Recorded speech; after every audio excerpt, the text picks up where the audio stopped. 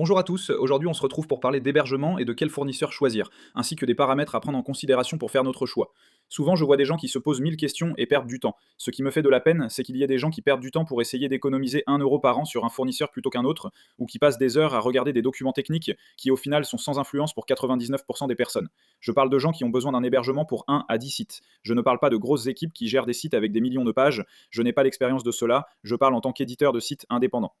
Il y a 2 critères essentiels pour choisir un hébergement, le temps de réponse moyen et la qualité du service client. Donc le temps de réponse moyen est le critère le plus important.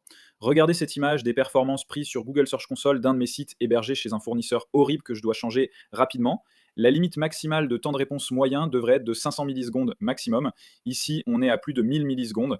Idéalement, il faudrait être autour de 200-300 millisecondes. Pourquoi c'est crucial? Google a un budget crawl précis pour visiter votre site. Si votre site ne répond pas ou prend trop de temps, Google envoie ses bots ailleurs pour économiser son budget crawl. Le budget de Google n'augmente pas proportionnellement à l'énorme volume de sites mis en ligne chaque jour. Google prend vraiment en compte le temps de réponse moyen pour déterminer si votre site mérite d'être visité et s'il est de qualité. Vous pouvez avoir un super site avec de bons backlinks, une bonne autorité, une excellente expérience utilisateur et des réseaux sociaux qui envoient du trafic, mais si votre temps de réponse moyen est élevé, c'est comme se tirer une balle dans le pied.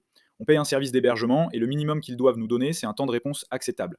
À 500 millisecondes, perso, j'appelle le service client. Sur ce graphique, vous voyez des pics qui dépassent les 6000 millisecondes. Ce sont des moments où mon site est complètement down et n'existe pas pour Google. Résultat, j'ai perdu des clients et de l'argent simplement à cause des problèmes du fournisseur. Si c'est votre blog personnel pour raconter vos vacances à Arcachon, pas de problème. Mais si c'est un moné-site, vous n'êtes certainement pas content quand il plante à cause du fournisseur. Quand vous contactez le fournisseur, certains ne sont pas honnêtes et prétendent que le problème vient de votre site. En réalité, le temps de réponse moyen dépend de la qualité de l'hébergement pour 50 à 70%, mais aussi d'autres facteurs importants. L'optimisation du code et de la base de données, la taille des images et ressources, l'utilisation de cache, les plugins et thèmes utilisés, l'utilisation ou pas d'un CDN et autres optimisations côté site web. Ensuite, à mon avis, vient la qualité du service client. Des problèmes, vous en aurez avec tous les hébergeurs à un moment ou un autre. La différence, c'est l'approche face aux problèmes. Il y a de gros hébergeurs qui font de la publicité partout et qui fournissent un service horrible, temps de réponse élevé, service client qui ne répond pas ou répond 24-36 heures après. Ces grosses compagnies font des économies sur le service technique. Au lieu d'avoir 40 personnes, elles n'en ont que 30, donc les délais s'allongent. Pour un moné-site, c'est potentiellement dévastateur. Plus un site est down, plus vous perdez de position. Et si vous perdez des positions sur des mots-clés rentables, c'est un désastre. J'ai pas la prétention d'avoir testé tous les hébergeurs du monde, mais j'ai testé les plus gros et plusieurs hébergeurs plus petits. Le seul à avoir rempli toutes les cases est EasyHoster. Ce n'est pas un petit hébergeur, mais il ne fait pas partie des géants. Ce qui les différencie, c'est leur approche du temps de réponse moyen. Pour moi, un temps de réponse qui monte, c'est comme un incendie. C'est dévastateur pour votre business. Savoir qu'il y a des techniciens qui agissent immédiatement pour éteindre cet incendie, c'est vraiment important.